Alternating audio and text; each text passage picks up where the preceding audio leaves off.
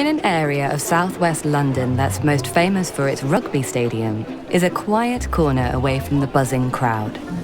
For behind this often overlooked group of buildings, you'll find an unusual association that's been tirelessly promoting the gentle art of beekeeping for 100 years. So, why are bees so important? Without bees pollinating the blossom, all of these would disappear. Imagine that.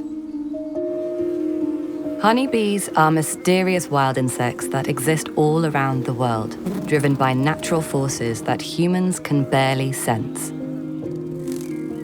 But they can never be tamed. They've existed for millions of years because they act without individual greed, working for the good of the colony. Humans have collected and enjoyed honey for at least the last 9,000 years.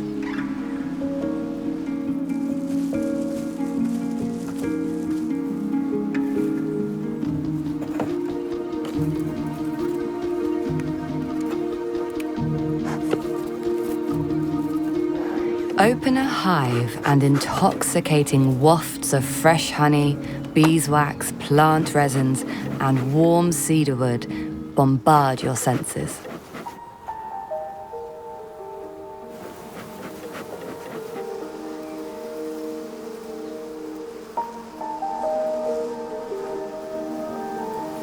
The smoke makes them feed and helps them feel relaxed. Honeybees live in colonies like microorganisms filled with honeycombs that act as nursery, larder, and honey factory. In the total darkness of the hive, bees communicate using vibration, chemical pheromone scent signals, and nuanced touch. Female worker bees live short lives and are continuously replaced by the queen, marked with a green dot. At her peak, she lays over 2,000 eggs a day, raising hive numbers to over 50,000 in the summer. The colony works as if it has a single brain, yet each bee still behaves independently. The eggs quickly develop into larvae before pupating into adults.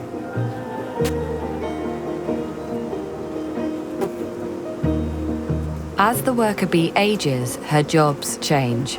She feeds the larvae, cleans the honeycombs, defends the hive entrance from intruders, takes out the dead, fans her wings to cool the hive, creates heat for the brood, and makes honey. At 3 weeks, she leaves the dark safety of the hive and flies off foraging for up to 2 miles or more throughout the daylight hours.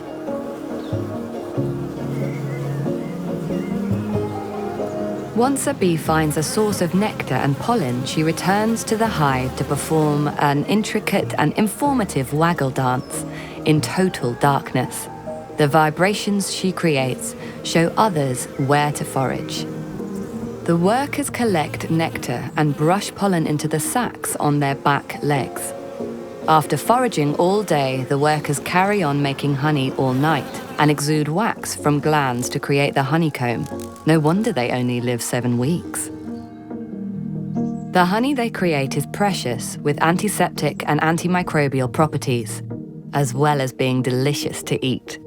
It's why there are beekeepers' associations across the UK maintaining hives, managing diseases, and promoting bee health, and encouraging us all to keep our world free from any pollution that affects all wildlife. 3 enthusiasts set up the Twickenham and Thames Valley Beekeepers Association in May 1919 to help households impoverished after World War I. At their first meeting in 1920, the members enjoyed a bohemian tea party. Over the decades, the association has been moved around the area, eventually settling in Witton Road, Twickenham.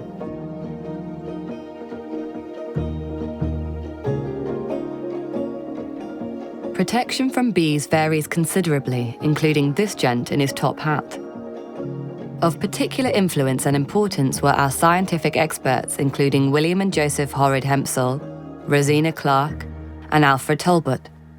I consider it a real honour as the local Member of Parliament to be patron of the Thames Valley Beekeeping Society. It's an important part of Twickenham. It strengthens our local ecology. It does wonderful educational work in the local community and bring home to hundreds, thousands of people the importance of bees. Today, the members continue to share the knowledge and develop skills, and like the bees, work tirelessly for the good of the colonies. Our experienced beekeepers continue that legacy today, teaching our philosophy as well as the science and technical skills, with winter theory classes, practical summer courses, and coaching members to reach nationally recognized standards. The connections and the dangers to the bee population are not self-evident. They need to be explained, and I think the Society has done a wonderful job over the years in outreaching in that way. I think it's great that lots of people have recently started taking up beekeeping, and I would encourage people to continue to do that, because the more people there are keeping bees, the stronger their populations will be across the country. Every year, we hold an annual honey show with competitions for honey, honeycombs, wax products, and mead.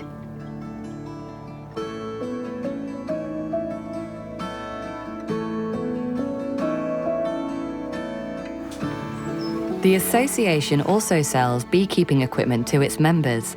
Ted Chatley has run our trading hut for more than 41 years. I've been keeping bees since 1974.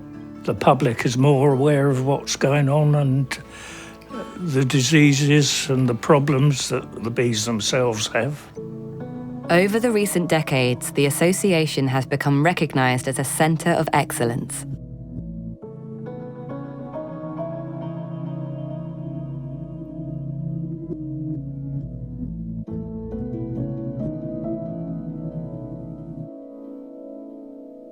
I think the way that they conduct themselves here, they should be the flagship. But looking to the future, we want to engage the coming generations to protect the pollinators.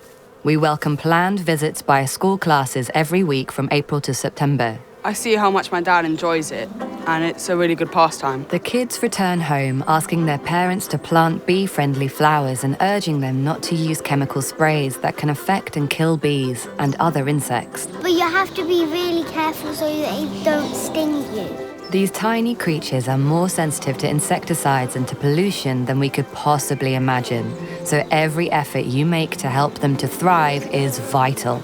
We want to hand on the knowledge that we've gathered over the last century. Only if we can educate the future guardians of our land about the importance of bees can these vital tiny insects continue to pollinate the blossoms and create the food we need and so enjoy. And in turn, that will ensure that the Twickenham and Thames Valley Beekeepers Association continues to thrive for the next 100 years.